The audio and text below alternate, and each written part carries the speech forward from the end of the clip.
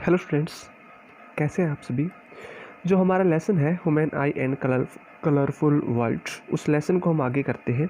हमने आई वाला क्वेश्चन कर लिया था, आज हम करेंगे पावर ऑफ एकोमोडेशंस। ये होता है क्या, सबसे पहले हमें इसका पता होना चाहिए। तो देखो, the ability of eye lenses to adjust its focal length is called accommodation with the help of ciliary muscles। जो सिलेरी मसल्स हैं, इनकी हेल्प से जो हमारी फोकल लेंथ होती है उसको एडजस्ट करना, उसको हम बोल लेंगे पावर ऑफ एकोमोडेशन। तो यहाँ पर हम सिलेरी मसल्स के दो टाइप करते हैं, रिलैक्स्ड और कॉन्ट्रैक्ट। यानी जब सिकुड़ेगी तब क्या होगा और जब फैलेगी तब क्या होगा। तो देखो, आई लेंस बिकम थिन, जो आई लेंस है वो बिल्कुल पतला हो जाएगा। दूसरा, फोकल लेंथ बढ़ा देगा। इसके साथ साथ enable us to see distinct object clearly, जो दूर की वस्तुएं हैं उनको हम आसानी से देख सकते हैं, क्लियर देख सकते हैं। अगर ये फैलेगा तब क्या होगा, देखो, eye lens become thick, eye lens मोटा हो जाएगा, फोकल लेंथ कम हो जाएगी, और इसके साथ साथ enable us to see nearby object clearly, जो हमारे नज़दीक की जो ऑब्जेक्ट्स हैं उसको हम आसानी से देख सकते हैं। अब देखो, near point of the eye और far point of the eye. तो देखो, near point of the eye में देखो, it is 25 centimetre for normal eye. जो नॉर्मल आईज होती है तो हमारा 25 सेंटीमीटर होता है। जो मिनिमम डिस्टेंस होती है eight which object can be seen most distinctly without strain, बिना किसी दबाव के हम किसी भी ऑब्जेक्ट को बिना स्ट्रेसलेस होके हम किसी भी ऑब्जेक्ट को बिल्कुल आसानी से देख सकते हैं, लगभग 25 सेंटीमीटर तक। ठीक है। It is infinity for normal eye, जो सामान्य आंखें उनके लिए इसका कोई फिक्स पॉइंट नहीं होता। It is the farthest point up to which that the eye can see object clearly. इसमें तो हम नियर के बारे में बात कर रहे थे, यानी 25 सेंटीमीटर तक नज़दीक तक की वस्तु को हम आसानी से साफ देख सकते हैं। अगर उससे ज़्यादा क्लोज करेंगे तो हम उसको साफ नहीं देख पाएंगे। और फार पॉइंट में हम क्या करेंगे, इसका कोई फिक्स पॉइंट नहीं होता, दूर की वस्तुओं को क्लियर हम इसमें देख सकते हैं, वो कहीं तक भी हो सकता है। उसके बाद देखें आगे आगे है defect of vision and their correction. हमारी आँखों में क्या क्या कमियां आती हैं उनके बारे में करेंगे और उनको कैसे ठीक कर सकते हैं। सबसे पहले देखो, कैटरैक्ट, ये होता है क्या, देखो, the image can not be seen distinctly because eye lens become milky और क्लाउडी।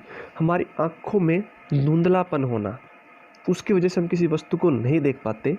जो इस तरह की कंडीशन होगी उसको हम बोलेंगे कैटरैक्ट। ठीक है। इट कैन काज कंप्लीट और पार्शली लॉस ऑफ विजन, या तो हमें बिल्कुल ही दिखाई देना बंद हो जाएगा इसमें, या हम बिल्कुल धुंधला देखेंगे। और इसको ठीक करने के लिए क्या है, जो एक्स्ट्रा ग्रोथ होती है, या हम बोल सकते हैं कैटरैक्ट सर्जरी की जाएगी, एक्स्ट्रा ग्रोथ को हटाया जाएगा। अब हम बात करेंगे जो हमारे डिफेक्ट होते हैं आइज के अंदर। सबसे पहले है मायोपिया, जिसको हम नियर साइडनेस भी बोल सकते हैं। बिल्कुल ईजी है, आपने थोड़ा ध्यान रखना बस। तो देखो, नियर साइटनेस, देखो, a person can see nearby object clearly but can not see distinct object distinctly. कोई व्यक्ति जो नज़दीक की वस्तुओं को बिल्कुल साफ देख सकता है लेकिन दूर की वस्तुओं को नहीं देख पाता, वो होता है हमारा मायोपिया। यानी वो जिस डिजीज से सफ़र कर रहा है वो डिजीज होगी हमारी मायोपिया या नियर साइटनेस। ठीक है, निकट दृष्टि दोषी बोल सकते हैं। तो इसमें देखो, image formed in front of retina, जो इमेज बनेगी वो रेटिना के बिल्कुल सामने बनेगी। तो देखो, यहाँ से यह हमारा कोई ऑब्जेक्ट रखा है, तो जो ये हमारा रेटिना है इसके बिल्कुल आगे बनेगी। ठीक है। उसके बाद देखो, जो मायोपिक आइज होगी, बननी तो हमारी यहाँ पे चाहिए थी, तो उसकी इमेज कुछ इस तरीके से यहाँ पर बनेगी। ठीक है। उसके बाद देखो आगे, द रीजन ऑफ डिफेक्ट किसकी वजह से होगा ये, यानी जो आई लेंस उसका मोटा हो जाना या फोकल लेंथ का कम हो जाना, इसके साथ साथ आई बाल का बढ़ जाना। और इसको हम दूर कैसे कर सकते हैं, इसको दूर कर सकते हैं हम कनकेव लेंस का यूज करके, corrected by using A concave lens of appropriate power, उचित दृष्टि से उचित शक्ति वाला लेंस का प्रयोग करके। आपने सुना होगा भी, उस व्यक्ति को चश्मा चढ़ा हुआ 5 नंबर का, 2 नंबर का, 2.5 नंबर का, ऐसे बोलते हैं ना, तो वो पावर देखी जाती है, इसकी कैपेसिटी कितनी कम है कितनी ज़्यादा है।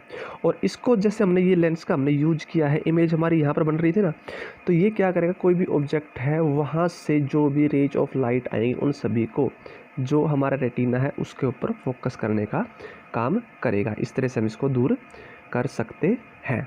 उसके बाद देखो नेक्स्ट, ये तो था हमारा मायोपिया के बारे में। उसके बाद देखो हमारा नेक्स्ट जो है वो है हाइपरमेट्रोपिया, जिसको हम फार साइटनेस भी बोल सकते हैं। देखो इसमें क्या होगा, a person can not see nearby object clearly, नज़दीक की वस्तु को साफ नहीं देख सकता, but can see distinct object distinctly, लेकिन दूर की वस्तुओं को बिल्कुल साफ देख सकता है। Image formed at point behind the retina, जो इमेज बनेगी वो रेटिना के पीछे बनेगी। जो नॉर्मल आई होती है उसमें अगर हम बात करें, यहाँ पे कोई ऑब्जेक्ट रखा है तो उसकी इमेज हमारी रेटिना के ऊपर बनती है, हमें इस बात का पता है। लेकिन जिनको इस तरह की डिजीज होगी उनमें इमेज हमारी यहाँ पर बनेगी। तो इस तरह की डिजीज जो होती है वो किस वजह से होती है, देखो या तो फोकल लेंथ का बढ़ जाना, वहाँ पे फोकल लेंथ घटी थी, यहाँ पर फोकल लेंथ हमारी बढ़ेगी। इसके अलावा आई बाल का छोटा हो जाना, वहाँ पर आई बाल बड़ी हो चुकी थी, ठीक है। एक ये बोल सकते हो आई लेंस का पतला हो जाना। और इसको हम दूर किससे करेंगे, कॉन्वेक्स लेंस की हेल्प से। वहाँ पे हमारा कनकेव लेंस था।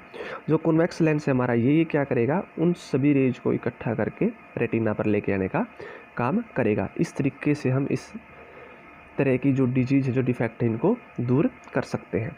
उसके बाद नेक्स्ट टॉपिक जो हमारा आता है वो है प्रेसबायोपिया। इसमें देखो क्या होता है, एज वी बिकम ओल्ड, जैसे जैसे हम बूढ़े होंगे the power of accommodation of I usually decrease, जो फोकल लेंथ को एडजस्ट करने की हमारी कैपेसिटी वो घटती जाएगी। The near point gradually recedes away, यानी यहाँ पे कहने का मतलब क्या होगा इस लाइन का, वो भी आपको बताएंगे। एक बार आप इसको समझ लो थोड़ा। वो देखो, this defect is called presbyopia, person में suffer from both myopia and hypermetropia.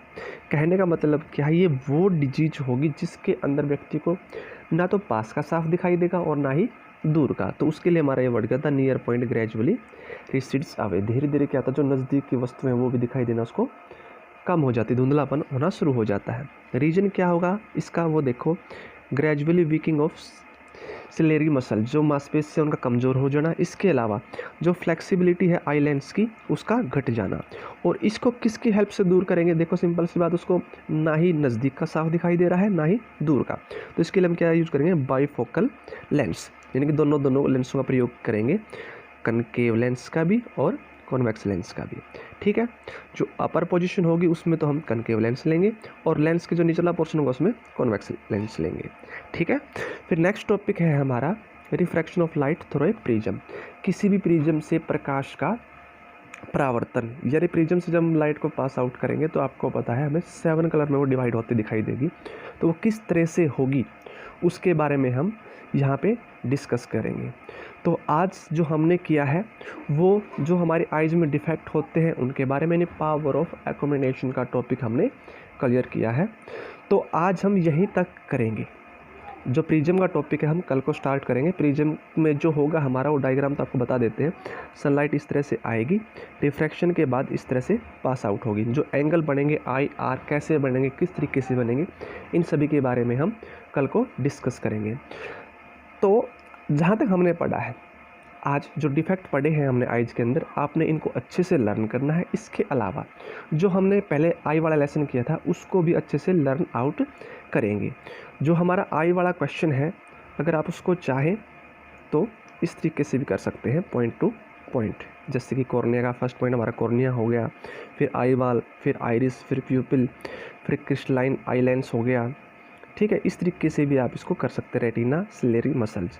यानी कहने का मतलब क्या है, आई के जितने पार्ट होते हैं उन सभी की फंक्शनिंग, कौन सा पार्ट कहाँ पर होगा, रेटिना, आइरिस, प्यूपिल जो भी है, उनको आपने अच्छे से लर्न आउट करना है। जो हमने आज टॉपिक किया है और जो पहले आई के बारे में बताया, दोनों के दोनों टॉपिक मोस्ट इम्पोर्टेंट हैं, इसलिए आपको कम करवाया गया है ताकि आप अच्छे से करें। प्रिज्म का टॉपिक हम कल को स्टार्ट करेंगे। आशा करते हैं यहाँ तक आपको वीडियो अच्छी लगी होगी। फिर भी अगर आपकी कोई प्रॉब्लम हो तो आप पूछ सकते हैं। आज हमने क्लियर ये किया है, जो बच्चे होते हैं, छोटे बच्चे हैं या बड़े बूढ़े हैं, उनमें जो आइज स्पेक्स वगैरह यूज करते हैं, चश्मे वगैरह का यूज करते हैं, उनमें जो प्रॉब्लम होती है, नज़दीक का किसको साफ़ नहीं दिखाई देता, दूर का किसको साफ़ दिखाई नहीं देता, उसको दूर करने के लिए कौन से लेंस का यूज होगा वो आपको यहाँ से क्लियर हो चुका होगा। मायोपिया, जिसको साफ़ दिखाई ना दे, दूर की वस्तु साफ़ दिखाई ना दे, नियर की साफ़ दिखाई देती है। उसमें जिस लेंस का यूज करेंगे वो लेंस हमारा कौन सा था, कनकेव लेंस। और मोस्टली ये प्रॉब्लम जो होती है, ये प्रॉब्लम होगी जो लगभग 25 और 30 एज तक के जो होते हैं उनमें ये प्रॉब्लम ज़्यादा होती है। जो बूढ़े होंगे उनके अंदर ये प्रॉब्लम नहीं होती।